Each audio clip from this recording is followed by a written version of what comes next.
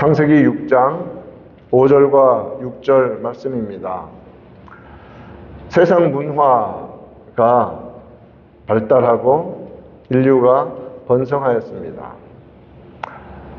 하나님의 아들들로 하여금 그러한 세상 속에서 살아가는 시간 동안 하나님만 추구하며 살아가는 것이 당연한데, 죄악된 본성이 언제나 들끓고 있는 인생인지라 하나님의 아들들로서 세세 계보를 이어가는 자들로서 살아가지만 하나님의 아들들이 사람의 딸들을 더 사랑하게 되었습니다. 세속적 가치에 물들어 유혹되었던 것입니다. 하나님을 사랑하면서 여호와의 이름을 부르고 하나님의 성품을 고백하던 그 믿음의 공동체에 속한 자들, 그들이 여자의 후손으로 오실 메시아를 바라보는 가운데 살아갔습니다. 그런 세대가 있었습니다. 그러나 그 다음 세대로 내려가면서 그렇게 살아야 하는 후손들이 이제는 세상 가치에 물들고 더 따르기 시작합니다. 겉으로 드러나는 아름다움에 현혹됩니다. 믿음의 여부 상관없습니다. 그냥 눈에 보기 좋은 대로 자기 짝을 찾습니다. 마음에 이끌린 대로 살기 시작했습니다. 하나님을 대적하는 사람의 딸들을 하나님보다 더 사랑하고, 그리고 네피림이라고 명명된 그 거인족들, 세상의 큰 힘과 잘 싸우는 용맹함을 갖춘 그 세력들을 두려워하기 시작했던 것입니다. 그 두 가지 요소를 우리는 보아야 합니다. 세상이 어떻게 망하는가를 보기 위해서는. 5절은 여호와께서 사람의 죄악이 세상에 가득함과 그의 마음으로 생각하는 모든 계획이 항상 악할 뿐임을 보시고 라고 이렇게 말씀합니다. 이 구절은 노아 홍수 이전뿐만 아니라 모든 시대에, 특별히 지금 시대에 하나님의 백성들이 영적으로 몰락할 때 필연적으로 다가오는 결과입니다. 교회가 몰락할 때, 교회가 무너지고 가정이 무너질 때 이런 일들이 벌어집니다. 세상은 영적으로 피폐해집니다. 지금 그렇지 않습니까, 여러분? 그렇지 않게 느낀다면 정말 심각한 문제입니다. 피폐해집니다. 완전히 망했습니다. 영적으로. 죄악은 가득 찹니다. 꽉 찹니다. 마치 서울의 최악의 공기오염, 황사든지 어떤 도시든지 대도시를 완전히 감싸고 있어서 앞을 볼 수도 없고 숨을 쉴 수도 없는 그런 상태. 그런 죄악이 영혼을 억누르고 지배하는 상태. 그런데 그것이 좋은 것이냐, 그냥 물들어 그냥 희희낙낙 살아가는 상태. 그래서 하나님께서는 그러한 사람의 죄악과 가득 찬 죄악과 마음으로 계속해서 죄악들이 올라오는 것을 보신 것입니다. 먼저 5절의 앞부분을 보면 사람의 죄악이 세상에 가득하였다라고 말합니다. 이것은 외적인 죄악을 가리킵니다. 사람의 죄악, 외적으로 행하는 범죄 행위, 폭력, 속임, 부정, 학대, 성적인 극악한 죄악들, 악한 것들, 이런 드러나는 모습들이 홍수처럼 세상을 뒤덮고 있는 것입니다. 그 다음으로 마음으로 생각하는 것이 항상 악했다고 합니다.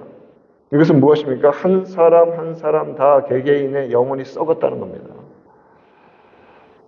그래서 그 마음에서 번성하다고, 재미있다고, 즐겁다고, 과학 발달해가지고 편리하다고, 그래서 세상의 것 잔뜩 갖추면 안전하고 나는 용감하고 나는 살 수 있는 힘이 많이 있는 사람이라고 자랑하는 이런 환경 속에서 살아가는 모든 사람들의 마음은 어떻습니까? 마음으로 생각하는 것이 항상 악했다.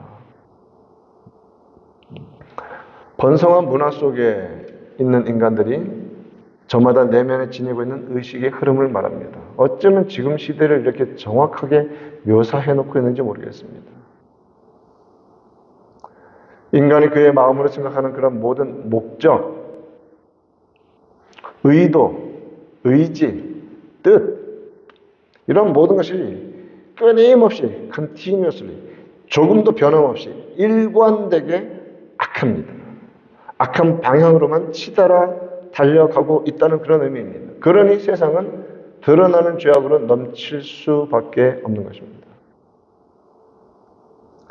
예수님께서는 이 땅의 마지막, 즉 주의 재림이 갑자기 임하게 될 것을 말씀하셨습니다.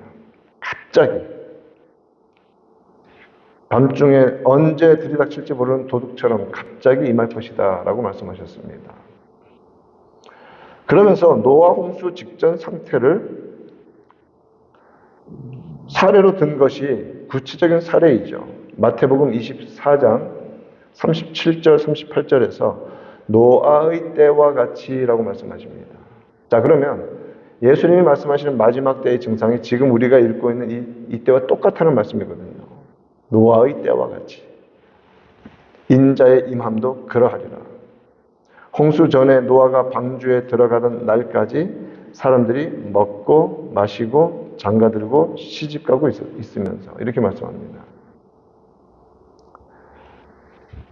사람들이 세상 향락에 빠져 먹고 마시며 편리함과 유쾌함의 나날들을 보냅니다.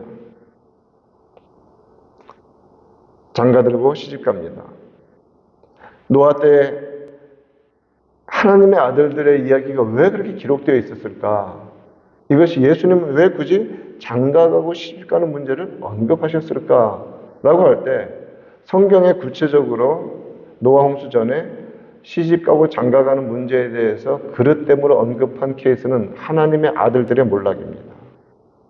하나님의 아들들이 사람의 딸들을 사랑한 것.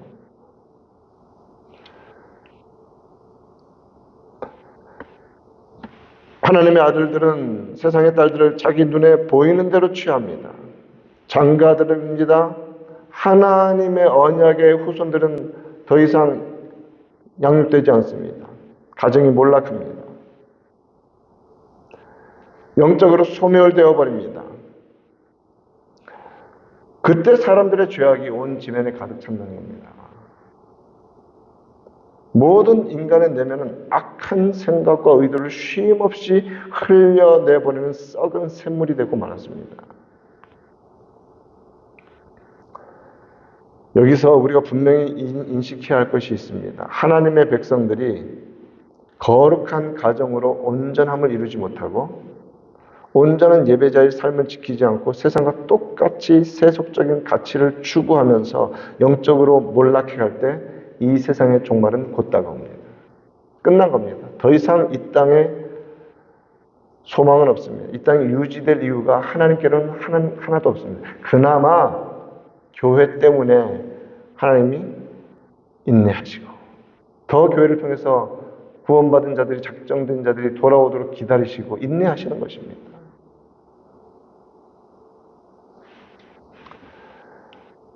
하나님은 가장 아름답게 창조해 주신 세상 속에서 창조의 최고 작품인 인간에 의해서 이 세상에 죄악이 넘칩니다. 여러분, 인간 외에 세상을 망가뜨리는 존재가 세상 어디 있습니까?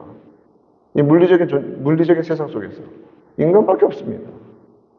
그것도 하나님의 형상으로 창조된 가장 고귀한 창조의 마스터피스가 마치 사탄이 영적 존재 중에서 가장 고귀하게 창조되었지만 하나님을 대적하여 더 높이 올라가는 것과 똑같이 인간은 무엇을 하냐? 자기 마음대로 향락에, 쾌락에, 편리함에 빠져 살면서 하나님을 잊어버리는 겁니다. 이것이 영원할 것처럼 착각하는 것이죠.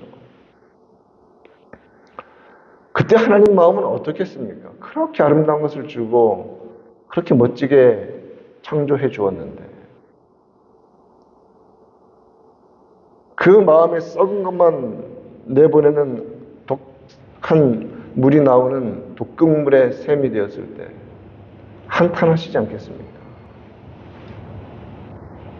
6장 6절 말씀 보면 땅 위에 사람 지으셨음을 한탄하사 마음에 근심하시고 라고 말씀하십니다.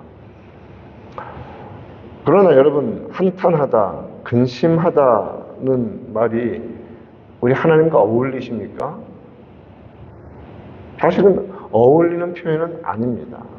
왜냐하면 한탄이라는 말은 좀 한국어적인 어감으로 조금 그냥 이렇게 마음 아파한다는 그런 의미가 좀 있지만 사실 영어는 regret이거든요. regret.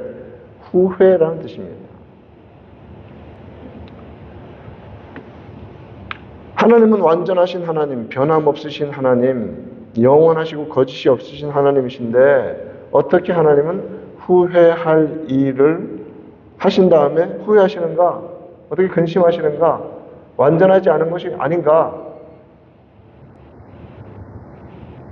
라는 그러한 믿음이 없는 상태에서의 질문들을 많이 할 수 있고 세상은 여전히 하고 있습니다. 민수기 23장 19절에서도 하나님은 사람이 아니시니 거짓말을 하지 않으시고 인생이 아니시니 후회가 없으시도다. 사실입니다. 그런데 여기서 완전하신 하나님, 그 뜻하신 바를 반드시 이루시는 하나님께서 왜 한탄하시고 근심하십니까? 이런 표현을, 성경에 나오는 이런 표현을 신인 동형론적 표현이라고 합니다. 예를 들어서 여러분, 다윗이 노래하고 또 이스라엘 백성들이 하나님의 오른손이 나를 굳세게 붙잡아 주신다고 노래하는 것들 많이 기억나실 겁니다. 여러분, 성경 어디에서도 하나님의 왼손이 나를 붙잡으신다 이런 표현 보신 적 있습니까? 없지 않습니까?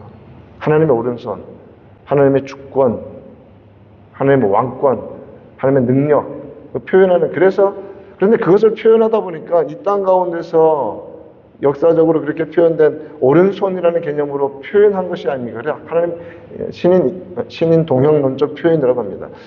이 말은 뭐냐면 하나님께서 스스로 세우신 뜻을 잘못 세우셨다는 의미가 아닙니다. 그토록 아름다운 세상을 주셨고 제가 말씀드렸습니다. 그토록 멋지게 창조하셨는데 그런 배반을 당할 때 하나님은 한탄하시고 후회하시고 근심하신 것입니다. 그거보다 더 큰 배반이 세상에 어디 있습니까?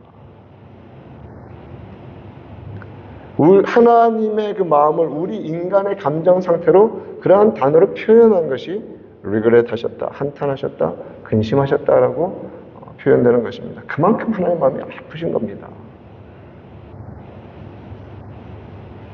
사울 왕이 불순종할 때 동일한 표현을 쓰셨습니다. 하나님이 그를 왕으로 세우신 것을 후회하신다고 사무엘에게 말씀하셨습니다. 같은 의미입니다. 여러분 기억합시다. 교회와 가정이 살아있을 때 세상은 희망이 있습니다. 교회와 가정이 몰락하면 세상은 끝난 겁니다. 더 이상 소망은 없습니다. 오늘 또한 우리가 하나님의 그 성품에 대해서 배운 것처럼 하나님은 죄를 미워하시고 슬퍼하시는 하나님이십니다.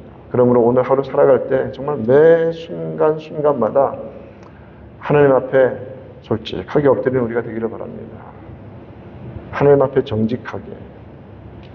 그래서 우리 안에 하나님의 분노나 하나님의 후회하심이나 하나님의 한탄과 하나님의 근심의 요소가 없도록 정말 말씀의 빛 가운데 살피면서 믿음으로 정말 한 발자국 한 발자국 걸어나가는 은혜의 하루가 되기를 우리 구주 예수님의 이름으로 축원드립니다.